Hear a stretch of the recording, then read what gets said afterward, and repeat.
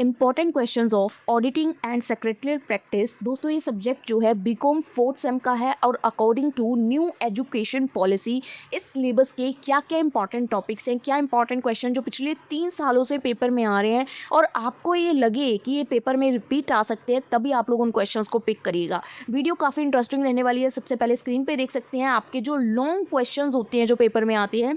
तो 2025 में सबसे पहला क्वेश्चन जो कि एग्ज़ाम में पूछा गया है, देखिए क्या है वो question. Explain the classification advantages and limitations of an audit. 2025 में क्वेश्चन आया था। सेकंड क्वेश्चन कि ऑडिटिंग का मेन पर्पस क्या होता है, क्यों मतलब हमें क्या चीज़ें हमें उसमें डिटेक्ट करनी होती हैं या किन चीज़ों से हमें बचाव करना होता है, प्रिवेंट करना होता है एरर्स या फ्रॉड्स को। तो ये क्वेश्चन 2023 में आया था। दोनों ही रिलेटेड टू ऑडिट है कि ऑडिट हम लोग क्यों करते हैं, मेन पर्पस क्या होता है ऑडिट का, ठीक है, उसके क्या एडवांटेज है, डिसएडवांटेज है, क्या क्लासिफिकेशन है। टॉपिक इंपॉर्टेंट है। सेकेंड क्वेश्चन अगर देखा जाए तो ऑडिट एविडेंस होता क्या है, इसकी क्या टाइप्स हैं, किस किस टाइप के ऑडिट एविडेंस होते हैं और उसकी क्या इंपॉर्टेंस है, 2025 में क्वेश्चन आया था। थर्ड क्वेश्चन ध्यान से देखिएगा, ऑडिटर रिपोर्ट क्या होती है, explain it's content and the key provisions under the companies auditor report order. 2025 में क्वेश्चन आया पहला। सेकंड क्वेश्चन अगेन मीनिंग पूछ रहे हैं कि ऑडिटर रिपोर्ट क्या होती है 2024 में, कैसे, how qualifying report of a company with और विदाउट ब्रांचेस, कैसे हम लोग उसको ड्राफ्ट करते हैं। मेन सब हेडिंग जो टॉपिक है ऑडिटर रिपोर्ट का ही टॉपिक है, उसके अंदर उसकी अलग अलग टॉपिक्स पूछ रहे हैं। जैसे कि अगर आप थर्ड देखेंगे इसमें भी आपको ऑडिटर रिपोर्ट पूछा गया है और इसके अंदर अगेन आपको ये जो ऊपर हमने देखा कि इसका कंटेंट क्या है, drafts qualifying auditor report of a company not having a branches. जैसे कि यहाँ पे हमने विद और विदाउट ब्रांचेस वाला देखा ना कि क्वालिफाइड रिपोर्ट आपको बतानी है, सेम उसी का मिक्सचर। यानी कि अगर आप देखेंगे ऑडिटर रिपोर्ट वाला क्वेश्चन पिछले 3 सालों से कंटिन्यूसली पेपर में आ रहा है। अब आपके पास न्यू एजुकेशन पॉलिसी के अकॉर्डिंग बुक्स तो हैं, तो उन बुक्स में आप लोग देखिए आपके सिलेबस के अंदर क्या ये टॉपिक है। अगर ये टॉपिक अवेलेबल है देन दिस टॉपिक शुड, आपको मतलब इस टॉपिक को छोड़ना नहीं है किसी भी हालत में, ठीक है। थर्ड क्वेश्चन, उसके बाद फोर्थ देखिए। अब क्वेश्चन देखिए, but precautions should be taken while vouching cash and trading transactions. Vouching की बात हो रही है। Second question, vouching is the backbone of the auditing. जो वाउचर्स होते हैं वो ऑडिटिंग के लिए बैकबोन है, क्योंकि बिना वाउचर्स के या बिना रिसिप्ट्स के आप किसी भी ट्रांजैक्शन को ऑडिट ही नहीं कर सकते यार। आपके पास वाउचर्स होंगे, जो रिसिप्ट्स हैं किसी भी ट्रांजैक्शन की, अगर आपके पास वो होंगी तभी तो आप ऑडिट कर पाओगे ना किसी भी चीज़ को। तो इसके कौन से वेरियस पॉइंट्स हैं जो कि आपको ध्यान में रखने हैं जब भी आप कोई भी टेक्निक को अडॉप्ट कर रहे हो वाउचिंग की, ठीक है। उसके बाद थर्ड क्वेश्चन अगर देखा जाए तो what are the precautions, again first question ही है ये वाला, ठीक है। तो रिपीट देख लीजिए, वाउचिंग वाला क्वेश्चन ही 2025 में, 2024 में और 2023 में।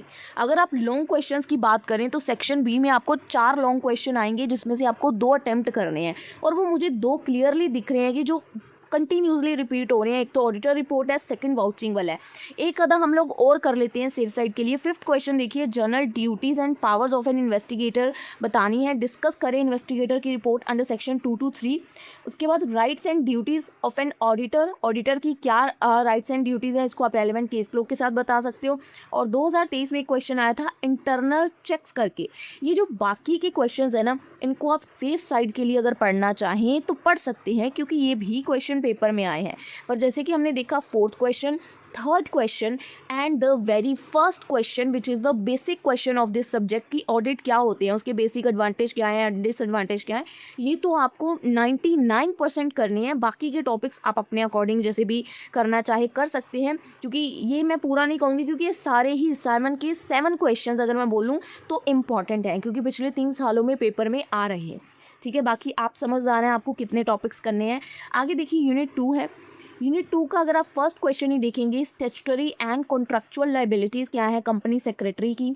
सेकंड, यहाँ पे फिर से स्टैट्यूटरी लायबिलिटीज़ पूछी गई हैं कंपनी सेक्रेटरी की। एक सेकंड इसमें पॉइंट ऐड कर दिया गया था कि पॉइंट ऑफ ऑर्डर क्या होता है, उसको कैसे रेज किया जाता है। 2024 में 2 पॉइंट्स को कंबाइन करके क्वेश्चन आया था।